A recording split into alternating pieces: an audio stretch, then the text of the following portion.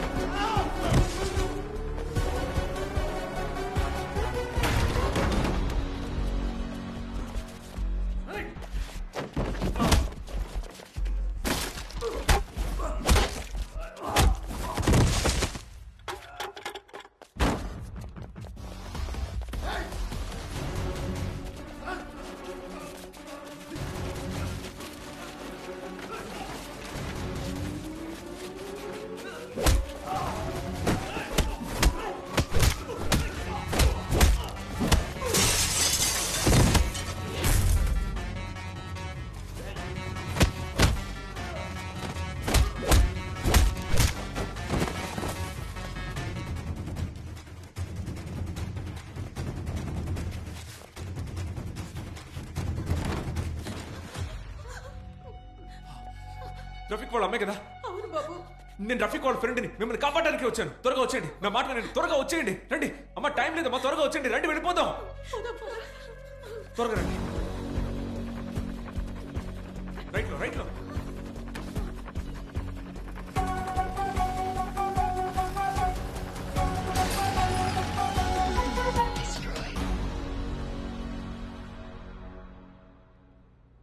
బాబు, రఫీక్ ని చూసారా? బాగున్నాడా? రఫీక్ చేతే సీఎం లేపడానికి ప్లాన్ చేశారు. అయ్యో, ఏదో ప్రాబ్లం అని చెప్పాడు. అది ఇదేనా?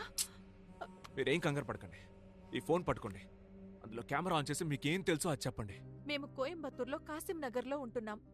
మా ఆయన్ని 98లో బాంబుల దాడులతో సంబంధం ఉందని పోలీసులు తీసుకెళ్లారు. తర్వాత బయటకొచ్చారు, మళ్లీ తీసుకెళ్లి జైల్లో వేశారు. ఇలాగే జరుగుతుంటే ఆయన ఏ పనికి వెళ్లలేక ఆరోగ్యం కూడా దెబ్బతిని చనిపోయారు. ఆ తర్వాత ఇల్లు గడవడం కోసం నా పెద్ద కొడుకు రఫీక్ చదువు మానేసి పనిలో చేరాడు. విదేశాలకు వెళ్తే బాగా సంపాదించొచ్చని ప్రయత్నించినప్పుడు వాళ్ళ నాన్న పేరు మీద కేసులున్నాయని పాస్పోర్ట్ కూడా ఇవ్వలేదు. రఫీక్ నువ్వేనా? సార్ ఏంటి సార్ విషయం?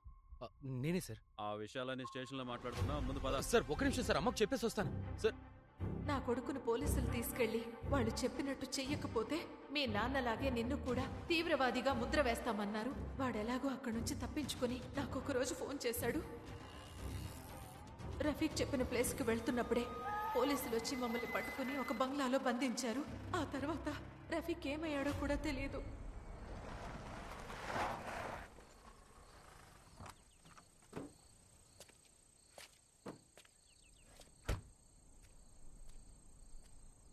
ఏమైంది బాబు? నేను చెప్తా, కూర్చో.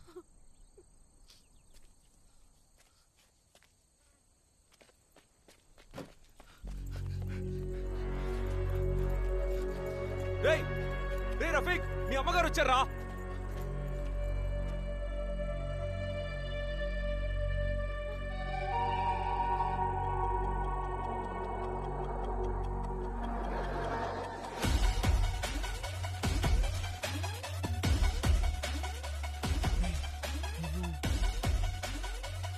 Hey! Hey! Hey!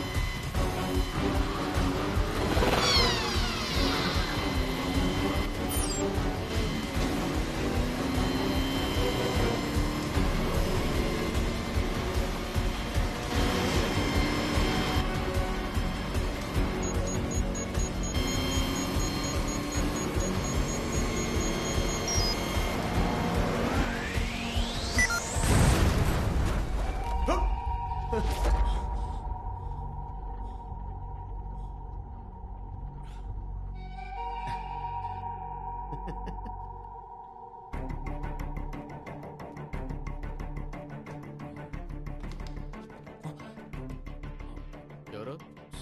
Sorry, wrong room number అనుకుంటా. It's okay.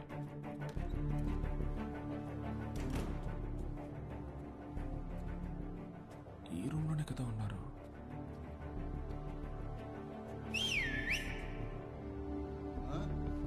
ఏయ్!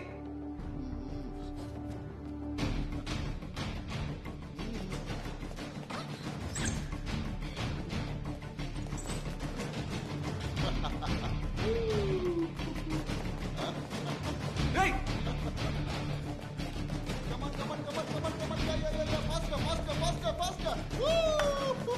ఏయ్! ఏంటన్నా నెట్టేస్తున్నావు? ఏమండి? జాగ్రత్త అండి, జాగ్రత్త. ఏయ్! అయ్యో నాన్న, ఏయ్! కూర్చోండి, ఏమండి? అయ్యో. ఏయ్! ఏయ్!